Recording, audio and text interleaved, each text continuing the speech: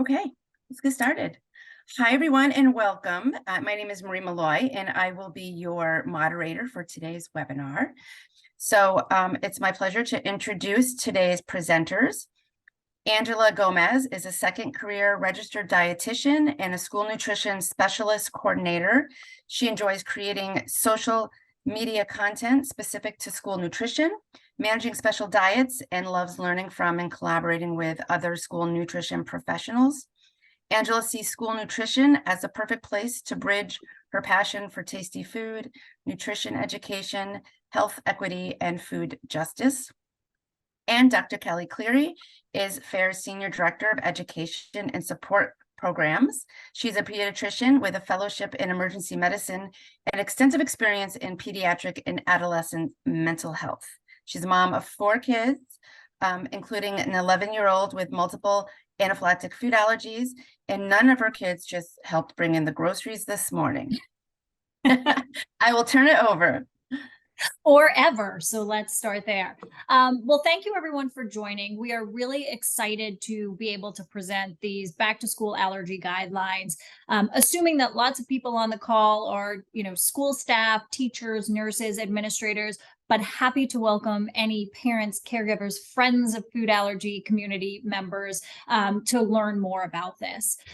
So our roadmap for this morning, we are going to go through some of the basics on understanding food allergies and allergic reactions.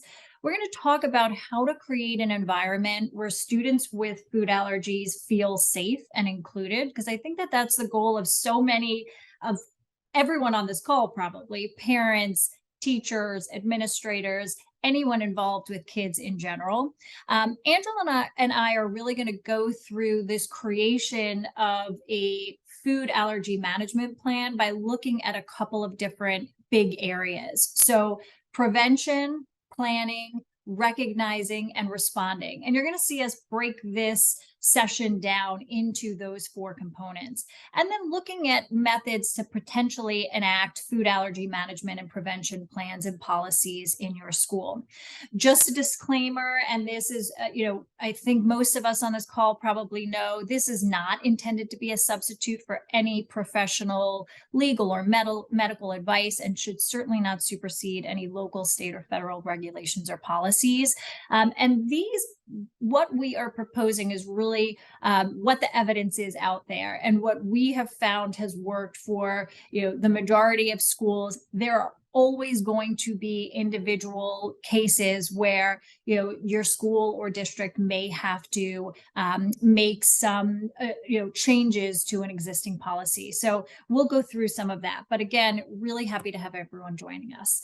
So what is a food allergy? A food allergy, we know, is a medical condition in which exposure to food induces an immune response, and that's really important when we talk about an immune response with food allergies. Food allergies can be life-threatening, and it's when our immune system is attacking a protein in a food that is usually seen as harmless in everyone else. So if you have a peanut allergy, it is your body seeing a peanut protein as being foreign, and your body trying to elicit an immune response and fight that foreign protein. So how does this differ from intolerance? And we know that when we look at the numbers for food allergies versus food intolerances, there are certainly going to be kids in your school and students in your school that have both of these. But in making the differentiation, a food intolerance most often involves the digestive system and not the immune system, and it's not life-threatening. Whereas a food allergy, being an immune response, is potentially life-threatening, and those reactions can occur minutes to hours after ingestion. And we'll look at today what some of those signs and symptoms and what systems of our body are typically involved in food allergy reactions. So some of the basics. 33 million Americans have food allergies. That's about 10.8% of adults and 7.6% of children. I like to look at it and frame it in some different ways. So I'm not very good at geography, but I can tell you that this is a picture of the state of Minnesota. And if you took all of the children in the United States and put them in one state, it would equal the population of Minnesota.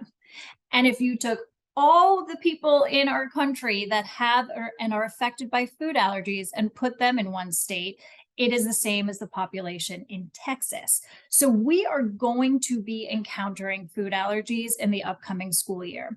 And in fact, the CDC has estimated that 1 in 13 kids has a food allergy, which is about 2 in every classroom.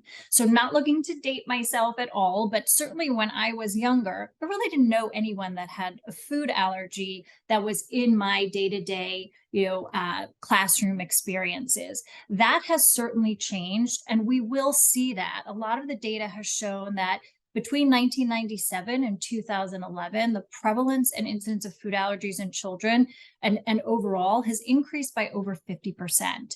And when you look at those individuals with food allergies, 1 in 3 children will have food allergies to multiple foods. So we are encountering kids that it is not solely one allergy, but now a panel of allergens. And we've got to kind of look at how is it best to manage students that have all of these specific needs. In looking at reactions at school, and this is why I am so thrilled that so many people have joined us today, 1 in 6 kids with food allergies has had an allergic reaction at school.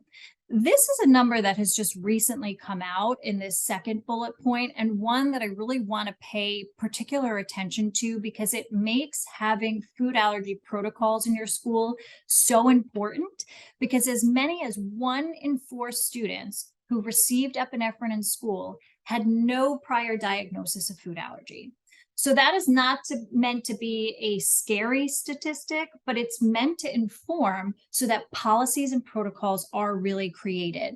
So that means that 1 in 4 of the kids who needed to get an epinephrine auto-injector in school had no documented food allergy, which means that their first presentation of a food allergy was from exposure to something at school.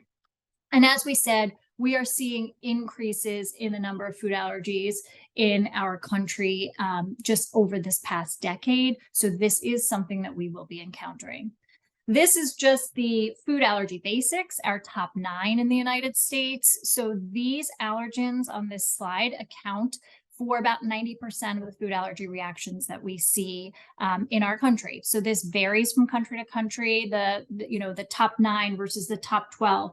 But here we look at peanut, tree nut, milk, eggs, wheat, soy, fish, shellfish, and sesame being the most recent addition with the FAST Act. And I really like to put the caveat in that those are the top 9, but a person or student can be allergic to any food, and all food allergies need to be taken seriously. So just because a food allergen might not be in that top 9 does not by any means mean that that is not a significant food allergy that can cause a life-threatening reaction. So knowing the top 9 is great, but knowing that lots of the students that we see may have allergens that fall outside of those top 9 and are still life-threatening reactions. So what can we do? And again, the first approach is being at a session like this, but a team approach is really what we have found works from a advocacy standpoint, a medical standpoint. I can say certainly as a caregiver to someone with food allergies, the team approach is really the safest way to go. And who does that team include? We put a lot of people on this page. It would be wonderful if everyone can be involved, but really understanding the roles of all of these people. And if all these people can't be sitting at the table for the food allergy meeting with a student and family, then having a liaison on your team to communicate that plan to all of these people on the team.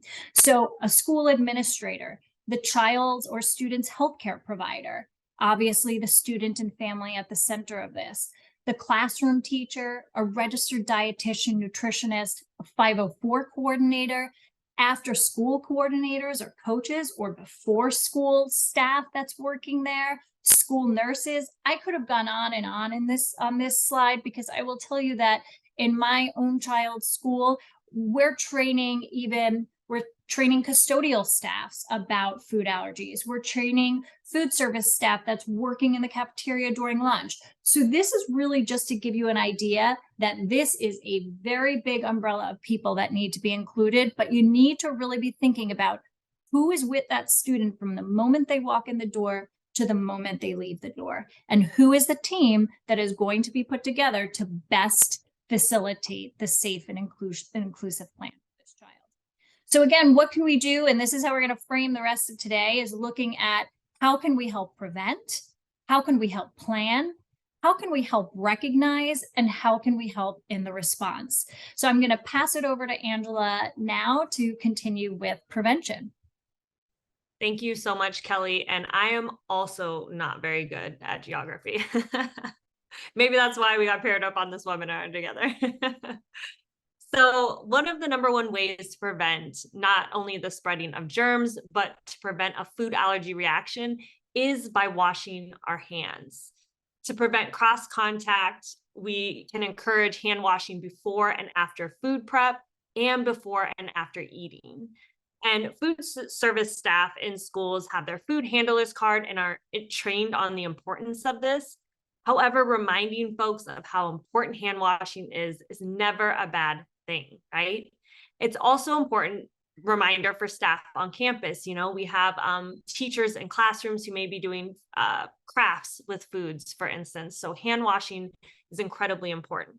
It's also important to note that some kiddos may need help with their hand washing so that they're doing it properly, so that we have aides or teachers or staff that are there to help those students. And another thing I'd like to point out is that hand sanitizer alone is not good enough. Hand sanitizer does not remove all the food proteins, and the use of hand sanitizer by itself can result in cross contact, which may result in an emergency situation for kiddos with a food allergy.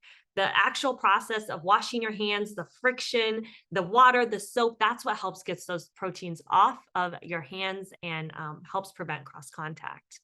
Another way, of course, to prevent cross contact is by washing tables and high touch areas with soap and water, all-purpose cleaners, and proper strength sanitizers. Okay, so reading food labels is another important prevention strategy. So let's talk about FAAP. So this stands for Food Allergy Labeling and Consumer Protection Act of 2004.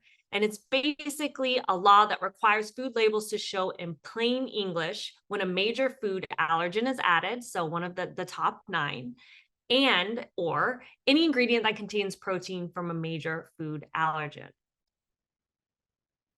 So even though anyone can be allergic to any food, this food allergy labeling law only applies to the top 9 major allergens in the US, which includes allergens in dyes, food coloring, spices, flavorings, additives, and processing aids.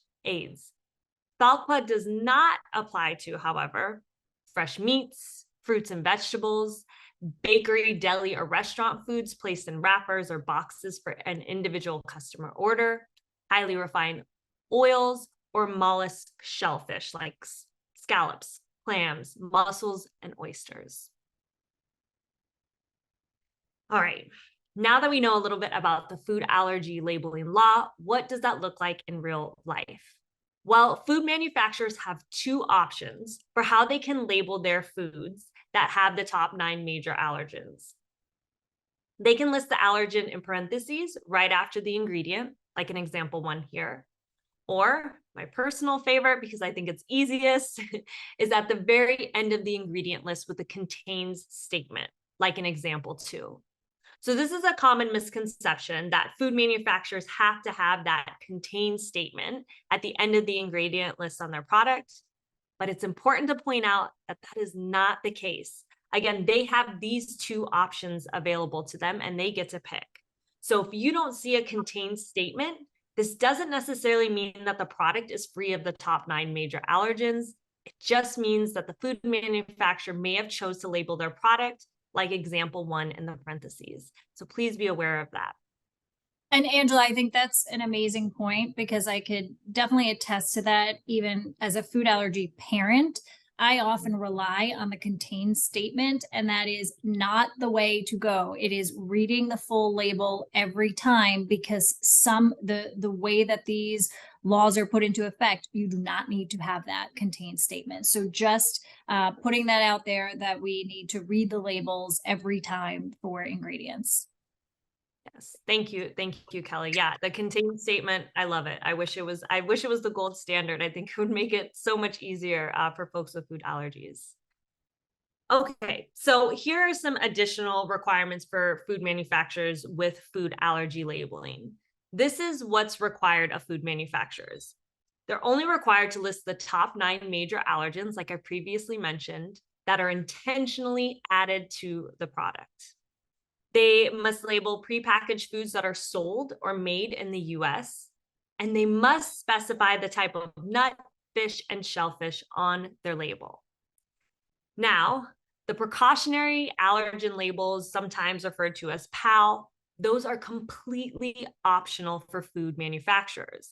And that's why we don't see them listed on a lot of food labels, or at least I don't. So some examples of precautionary allergen labels would be may contain, made on shared equipment with, made in a facility that uses or processes, not guaranteed to be free of.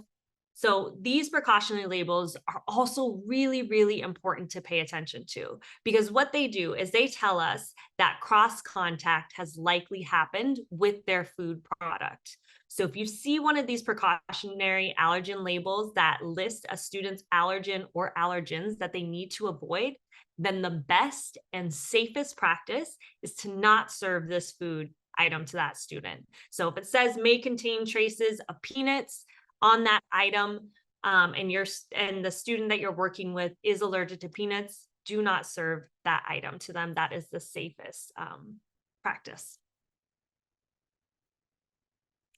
Okay, so as a registered dietitian, I will be the first to tell you that food labels can be very, very confusing. And when it comes to food allergies, our go-to place to look for allergens is the ingredient list or the ingredient label. It's our best friend in the food allergy world. In addition to the ingredient list, directly contacting the food manufacturer when we need clarification on a product is also a good resource. That might take a little bit of time and planning, but it is an option for us. And if you're concerned about foods that are served in school meal programs, oftentimes the food service department has either spec sheets that provide more information on the food item, or we work with brokers and distributors that may be able to provide additional product information. Now, here's where we don't want to look when trying to determine what, if any, food allergens are in a product. We don't want to look on the front of the label. We don't want to look at those claims. We don't want to use marketing labels to determine if there is allergen in a product. For food service staff specifically, we don't want to reference outdated spec sheets. Matter of fact, the most accurate information you'll find will be on the food package itself. And of course, we do not want to assume we know what is in a food product. We may know how something's traditionally made, but that doesn't mean we know how this particular product in our hands was made or the specifications of the ingredients used. Now, another best practice is to read the ingredient label or list before preparing a meal or a snack for a student every single time. And the reason for this is because food manufacturers can change product formulation without notice. In the food service department, the food manufacturers aren't going to alert us either. So there could also be an order error or a last minute substitute from a food distributor. And that's why it's really important to read the ingredient label or list every single time. And another best practice when we're talking about prevention is to have an emergency preparedness plan in place. So this could look like a lot of things. This could look like having a shelf-stable meal or snack that's free of the top 9 major allergens on campus. Or it could be reserving storage space for allergen-free foods in case another site in our district runs out of allergen-free foods. All right, so you've heard me mention cross-contact numerous times already. So let's talk about the difference between cross-contact and cross-contamination. Now, the terms cross-contact and cross-contamination are commonly used interchangeably. However, they are not the same. When it comes to food allergies, we want to think of the term cross-contact and do everything we can to prevent cross-contact. So cross-contact basically happens when a food comes into contact with another food, then each food contains small amounts of the other food. And this can happen directly or indirectly. Now, an example of indirect cross contact would be in a food fryer. So if foods that contain wheat, like say fried breaded zucchini are placed in a fryer, then any food that goes into that fryer with the same oil will have cross contact with wheat, making it unsafe for a person with a wheat allergy to consume. What's also important to mention about cross contact is that cooking does not remove the allergen, no matter the cooking process. Now, on the other hand, we have cross-contamination, which specifically refers to bacteria and viruses that we can get from the foods we eat. So cross-contamination can happen food to food, equipment to food, people to food, chemical to food, and pest to food. Unlike cross-contact with food allergies, with cross-contamination, cooking can in fact lower the chance of us getting sick from a bacteria or virus. This is why we have things like safe minimum temperatures for various foods. Now, real quick, here are a couple of examples of how and where cross contact can occur. So, number one, salad bars are notorious for cross contact. People are often using the same utensils for different foods. Foods are spilling into other foods. Top 9 major allergen foods are right next to fresh fruits and vegetables. So salad bars basically are cross-contact city and typically not safe for folks with food allergies. Another thing that you may have not thought of before is toasters. Toasters are another example of where cross-contact can occur. So say if we have bread that has some sesame seeds on it, we toast it in that toaster, then any other bread that gets toasted in that same toaster after that will have cross-contact with sesame, making it unsafe for someone with a sesame allergy.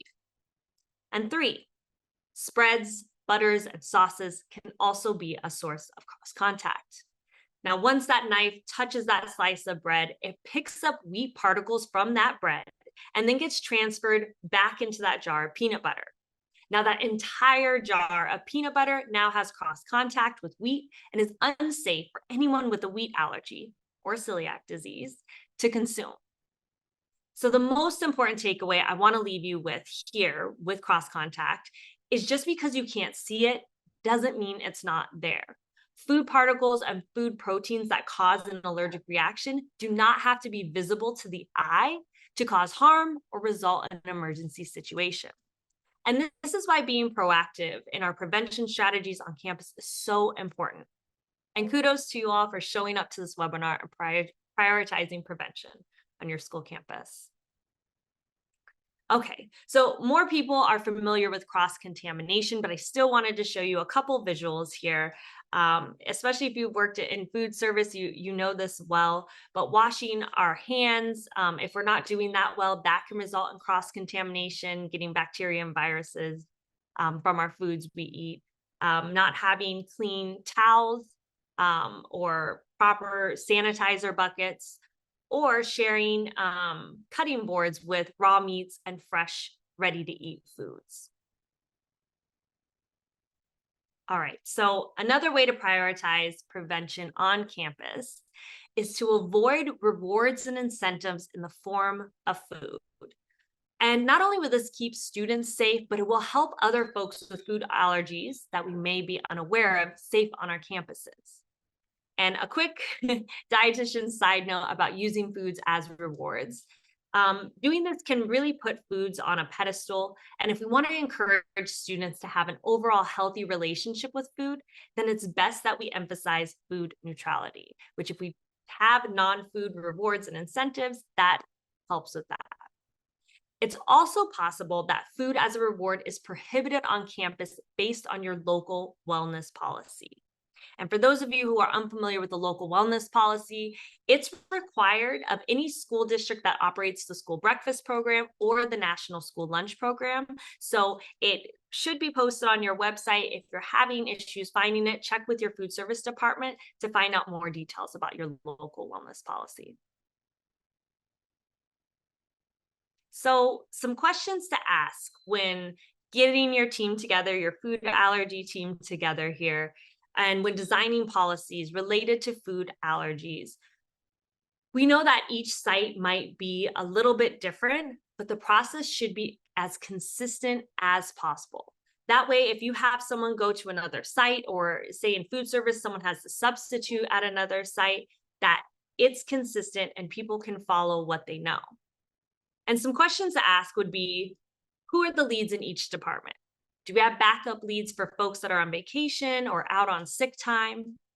What's the best way to communicate information across departments? A lot of times in school food service, it's an in-person training, or it's paper, it's not through email. And how do you build relationships across departments? At some schools, the cafeteria folks might be really separated. How can we integrate and build relationships so that we're better able to communicate and keep students safe on our campus? Also, what's the best way to train staff? And how do you get students and families involved in order to provide safe and individualized care? So folks who work at schools and districts are so busy. So how do we train our team? And really, we just need to prioritize prevention and regular training. We can make that part of back to school annual meetings. We can have monthly meetings, quarterly meetings where we prioritize this. We can require it as part of an annual district training so that we have, transportation who's also getting this information about food allergies. And another great route is FAIR's Fair Check Instructor program. It's actually one that I've been through. I loved it. They do provide a scholarship that covers 100% of tuition for Title I school districts, for instance. And that allows you to utilize FAIR's very comprehensive information and train people at your school. So I am school food service all the way. So I wanted to share with you how you can support the food service department. And first, I want to provide some background for you. So school food service departments have to follow very specific federal, state rules and regulations. And following these rules and regulations directly impact the funding of our school meal programs. And that looks like having a meal pattern, portion requirements, nutrient requirements, and all of this is specific to grade groups, and it's based off the dietary guidelines for Americans. So a little bit of a deeper dive into that, which is not, I don't want to go too deep, but we have to offer 5 components at lunch, for instance, and basically think of the components as the 5 food groups. Now, sometimes with food allergies, especially if a student has multiple food allergies, it's not always possible to follow these very specific requirements and meet all of these components. So something that helps the food service department is having medical statements, or sometimes they're called special diet forms. Having those on file really help us in our food programs to not only communicate the information to our staff, but it also lets our state agency know that we're aware and that we can deviate from these rules in order to safely accommodate these students. So medical statements, again, they allow us to accommodate with flexibility and without consequences. And it's highly favorable for us to have these on file we have administrative reviews, also known as audits. And to have that on file for those purposes is incredibly helpful to us in our program. And these medical statements are only required for disabilities. So preferences and religious accommodations are not required. They're recommended, but not required to be accommodated by USDA. So medical statements are strictly needed for the disabilities. And what that disability definition looks like from the USDA is basically a person with physical or mental impairment that limits one or more major life activities and or major bodily functions. And I just gave a few examples that are relevant today for food allergies. A major life activity would be eating. Some major bodily functions related to food allergies that would be a disability: digestive, endocrine, and respiratory. So with USDA's disability definition, food allergies are a disability. Now, here are the requirements of the medical statement. And I just want to note here, this is the federal USDA requirements. Some states might require a little bit more. And states also get to define who the medical authority is that can sign the medical statement. So typically a state agency is the State Department of Ed. You can also check with your food service department if you're unsure of that. But what we need on the medical statements is these three pieces of information: the list of the allergen that needs to be avoided, a brief explanation of how exposure to the food affects the student, and recommended substitutes. And the more specific the medical authority can get on the recommended substitutes, the better for us as food service personnel. All right, Kelly, I turn it back over to you. Great. Thanks, Angela. So Angela so wonderfully just covered a lot of what would fall into prevention. So washing hands, cleaning surfaces, and then really learning how to read labels every time and prepare those meals in food service that kids with special dietary needs would need. A question that came up in the chat a couple of times was hand wipes. And commercial wipes are often just as effective as washing with soap and water. So washing with soap and water, we say, is always, our number one, but using a commercial wipe can work just as well. Most of the studies have shown that. So next, let's move into planning. And this is a favorite of my section because, again, as a pediatrician and a parent of someone with food allergies, I can tell you that this plan is sitting on my desk right now to be filled out for his school year. So really having schools require and identify children that have food allergies to have some sort of emergency care plan. I have posted FAIRs. This has been what I have used way, prior to working for FAIR. It lists the allergens that student is allergic to, guidance on symptoms, meaning when to use different medications, including epinephrine, what other medications can be used, and the child's emergency contact information. And this is a form that is signed by the child's healthcare professional and also has a picture of the child. So especially in those beginning, weeks of school where, we don't know everybody in the school, having a picture and being able to identify child's weight and everything else very quickly. So this is important.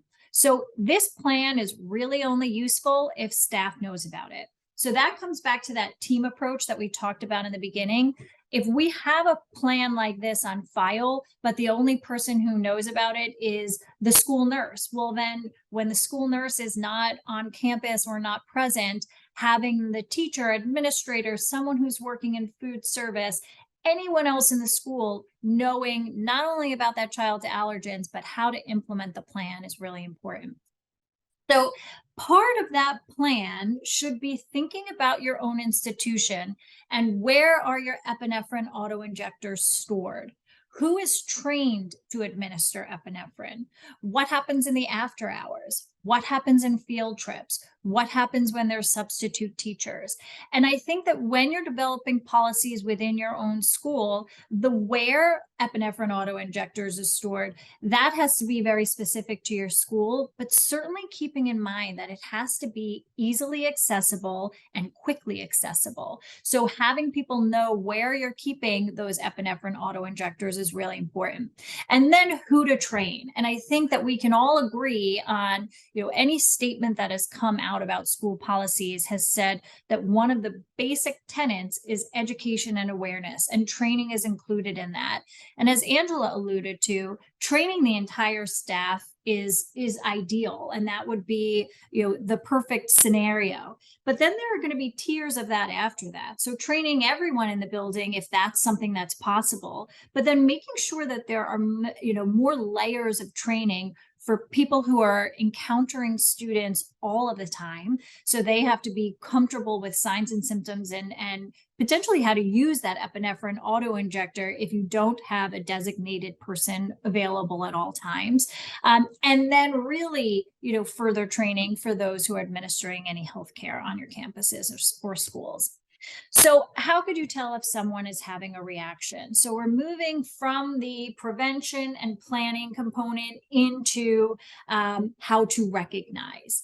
And recognizing symptoms, I think that we often kind of describe the symptoms and it seems really easy when we describe it. But when things are happening in real life, it may not be as easy as these pictures depict. And that's really because reactions can vary not only from person to person, but within that same student, a reaction one day may look very different from a reaction the next day. So kind of knowing the whole spectrum of signs and symptoms is really important. And also knowing that these signs and symptoms can change from mild symptoms to life-threatening within minutes. So really watching that student if you are concerned about an allergic reaction. So on this slide, we've got some of the mild symptoms listed. So itchy or runny nose, sneezing, an itchy mouth, a couple of hives, few hives here and there, mild itching or some mild nausea. But then those symptoms can progress, and severe symptoms we look at as involving the respiratory system. So shortness of breath, wheezing, a repetitive cough, any change in vital signs. So weak pulse, change in blood pressure, change in pallor or the color of the skin, dizziness, faintness. We often hear kids will complain about throat, so tight or hoarse throat, trouble breathing or swallowing, swelling. That's another thing that we often think about in terms of allergic reactions. Full body hives would be considered more of a severe symptom, repetitive vomiting, severe diarrhea. And sometimes the symptoms can be a child just describing that they feel like something bad is happening, or something feels weird, or I feel confused. And we've got to kind of really think about those signs as being potential symptoms for an allergic reaction. And this just depicts it in another way, but essentially all of the symptoms that we just reviewed. So how might students, and this is also depending on age, sometimes I can share that in my son's worst anaphylactic reaction, the only thing he said was, "I don't feel good." And that was it. Nothing else in terms of my throat feels this, it's difficult to breathe. So really being in tune to just changes in how a student may feel. And if a student presents with, something feels weird or wrong, kind of really thinking that through and thinking that that could be an indication of a food allergic response. So again, we look at our emergency care plan, and these are why these are so useful, because the physician or HCP will fill out, if there are mild symptoms, what is the proposed guidelines? And, that's where you would have, if the physician or healthcare professional wanted an antihistamine for a mild symptom. What we will say is that once you have 2 or more mild symptoms, you are more in that severe zone. So mild symptoms, if you've got a couple of hives, you're going to treat that with an antihistamine as dictated by your healthcare plan. But severe symptoms or symptoms that involve more than one body system, we really look at that as a severe allergic reaction known as anaphylaxis. And the treatment for anaphylaxis is an epinephrine autoinjector. Anaphylaxis is severe, life-threatening, and it's a medical emergency. And again, as we mentioned before, what does make anaphylaxis so tricky is that it's really hard to predict. And it's hard to predict if that reaction is going to go from something mild to severe. So really monitoring that child and making sure that there's no development of additional symptoms or more severe symptoms. And knowing that those symptoms can really vary widely. When we talk about anaphylaxis, epinephrine is the only emergency treatment for anaphylaxis. And I always like to say from early in training, it's epi first and epi fast if we suspect anaphylaxis. And in fact, the studies have shown that fatal anaphylaxis is often when epinephrine is delayed. So really administering that epinephrine immediately and then calling 911 and letting them know that you have a student with an anaphylactic reaction. epinephrine auto-injectors are safe and easy to administer. And that is why really the guidance, and this is like where your school will develop policies, but if anaphylaxis is being considered, epinephrine should be given. Now, I wish that we had the time to go through how to administer all of these different epinephrine auto-injectors. Because there are different modalities for delivery, it would be hard to go through all of them. That is where I would go back to this emergency care plan. I can tell you that in the back of the emergency care plan that FAIR provides, goes through each of the epinephrine auto-injectors that is out there and tells you the exact step-by-step instructions for it. Now, as a parent of someone with a food allergy, I actually did this like pictorially for some of these epinephrine auto-injectors, and I took pictures of different things, put them in my son's emergency care case, and that was for, to be honest, it was for my husband's benefit. It was for my mom's benefit. It was for my son's coaches. But just because I wanted to acknowledge that in an emergency situation, I'm trained as a ER doctor, and I still can tell you that when my son has experienced anaphylaxis, I get the pit in my stomach. And I know that anxiety is high. So however we could make this easiest, which is being prepared and practicing, and if in doubt, administering epinephrine. I know my own school, we've collected expired epinephrines and have had staff practice on oranges. I certainly have asked for any of my son's direct contacts with teachers to practice and to let me know where they feel comfortable or not comfortable,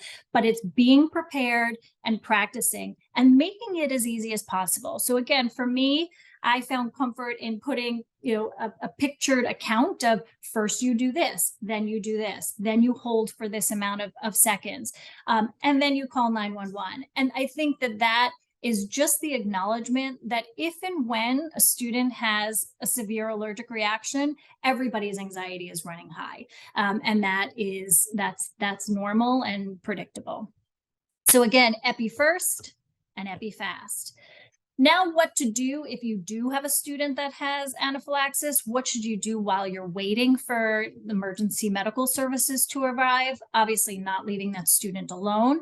You can lay the student flat and raise their legs just to keep blood flow moving, and that's a preferred position, unless breathing is difficult or they're vomiting, and then you can adjust their positions accordingly. You'd be giving other prescribed medications as dictated by emergency care plans. And then knowing that a second dose of epinephrine may be necessary if symptoms recur. That's called a biphasic reaction, where we can sometimes see symptoms get a little bit better and then come back again. And I think that is just important for anyone taking care of kids in any situation to know that sometimes kids, even as part of that first treatment, may just require another epinephrine auto-injector. Again, not to be scary or to overshare, but there were instances when my son anaphylaxed that he required multiple doses. And I think, as scary as that is, it's comforting to know that is something that can be in the scenario that you may need to use more than one if you see symptoms progressing and getting worse. Okay, we're kind of getting towards the end here, but I would not want to give a back to school talk about food allergies and not talk about mental health, because as much as we are so concerned about the physical safety of kids with food allergies, I think it's really important for us as educators and as caregivers to understand the mental health component that goes along with food allergies. So we are seeing data that's saying that food allergy patients are experiencing higher rates of moderate and severe anxiety, higher rates of moderate and severe depression. This data is really fragmented. And what I mean by fragmented is it's really hard to get an exact precise number on how the percentages differ from the regular or the baseline population, but we know that it is there. So understanding that there are mental health concerns in kids with food allergies, especially in schools, is really important. So this is some FAIR generated data that really just showed that over 95% of teens with food allergies experience worry at least sometimes, and some said that they had constant anxiety. 44% were worried about eating alone or without someone they can trust to use an EpiPen. One of the fields on this that I think, even as someone, a caregiver, but also, thinking about what we can teach our young students, 19% in a survey first called 911 or emergency services. And that should say a big only 19%. Right? So when kids, this was teens, recognized that they were having a severe allergic reaction, only 19% actually called 911. So we've got a lot of work to do in educating some of our food allergic students on what to do in an emergency, but also just understanding that we're seeing higher rates of anxiety and depression, and knowing how we as a school community can help address that. A lot of that stems from social isolation and food allergies. And I think that is why it is so important to think about inclusivity with kids with food allergies. And as Angela mentioned, thinking about non-food incentives, thinking about foods that potentially are top 9 free and maybe able to be enjoyed by everyone in your classroom. But social isolation is real. And one of the things we have talked a lot about at FAIR is teaching this to kids through, well, what if you couldn't? What if you couldn't go to a birthday party and celebrate with a cupcake at the end? What if you couldn't have pizza ever on Pizza Fridays? I think that the what if you couldn't really teaches empathy to some of our students and brings to light something that they might not have recognized prior. So one other thing that I want to point out within these food allergic kids is bullying, and something to really understand, especially in the school environment. So 1 in 3 kids with food allergies has reported that they have been bullied. And we know that bullying can span verbal bullying, social or situational bullying, physical bullying, and cyberbullying. And those are all still true with food allergies. Kids could be verbally bullied about their food allergies, socially excluded, cyberbullied with food allergies. And then a very concerning part of that is the physical bullying with food allergies. So one of this paper was done by Dr. Shamash from Mount Sinai, but looked at reported physical bullying with food allergies.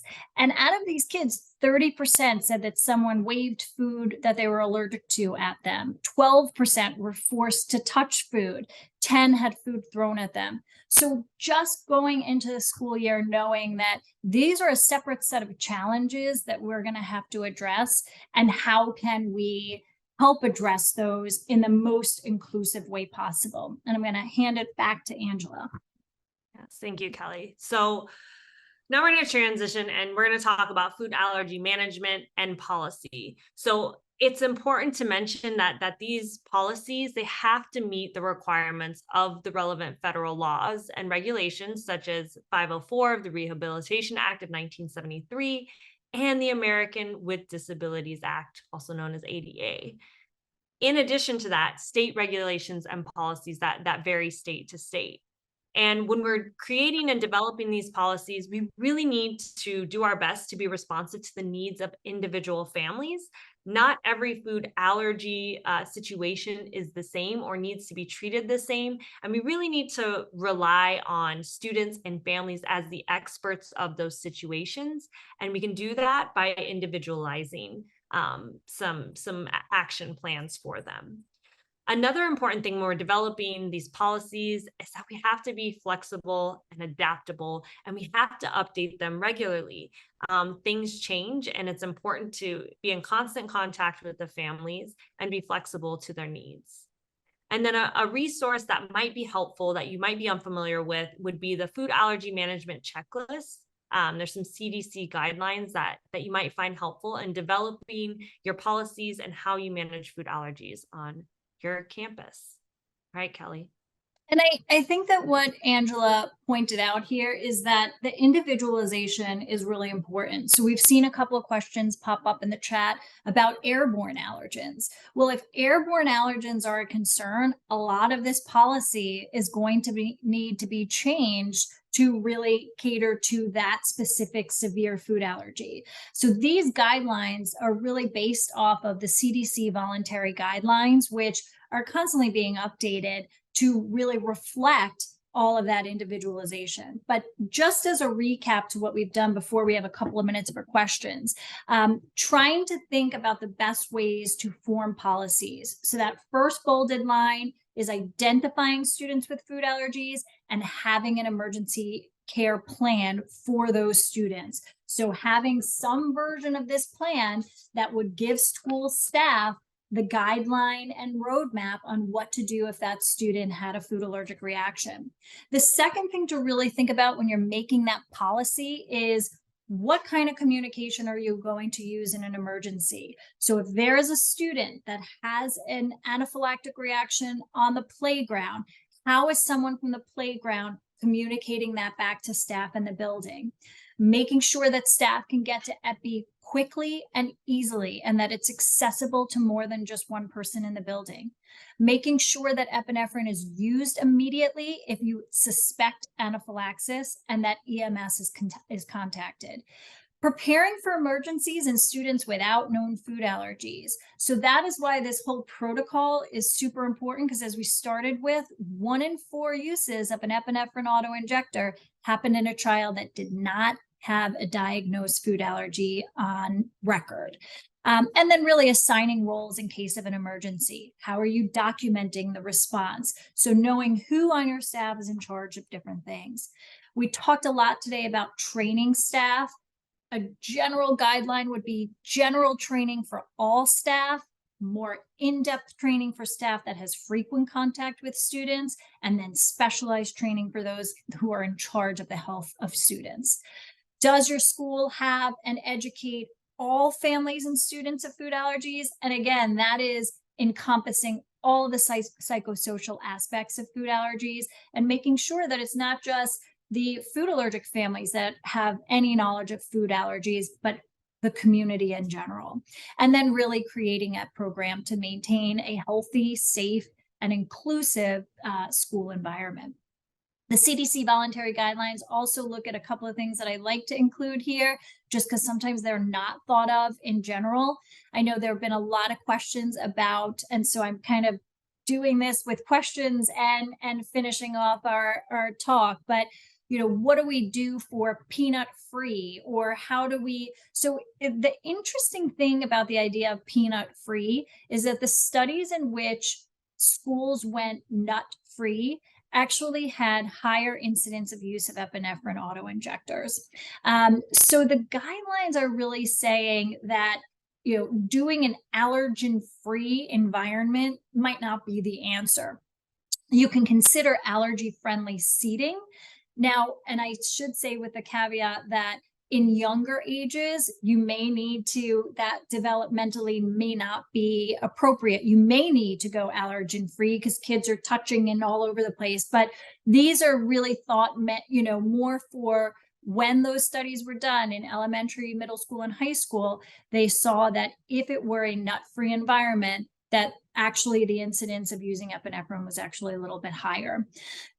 Avoiding the use of identified allergens in classroom projects and parties. I know we talked about it in terms of incentives, but really thinking about it in terms of projects as well. I mean, we've often, I don't think I thought about how much food was used in projects until I had a son who was allergic to eggs and beans and all of these other things, because I realized how much we really had to go in depth. Again, rapid access to epinephrine and thinking about things that are outside of the general day, field trips, substitutes, transportation, who's driving that student to and from, is there rapid access to epinephrine there, and is there training? We've talked about so much, and I know we only have about 3 minutes left for questions, but I wanted to give all of these free downloadable school resources, summer webinars. If anyone is interested in actual epinephrine auto-injector tutorials, Save a Life is wonderful. Keeping Students Safe and Included is another wonderful school-based course. Be a Pal was just recently updated by my wonderful colleague who's in the chat, and it really is geared at preparing students in elementary, middle, and high school to being a better friend to those that have food allergies, and PAL is Protect a Life.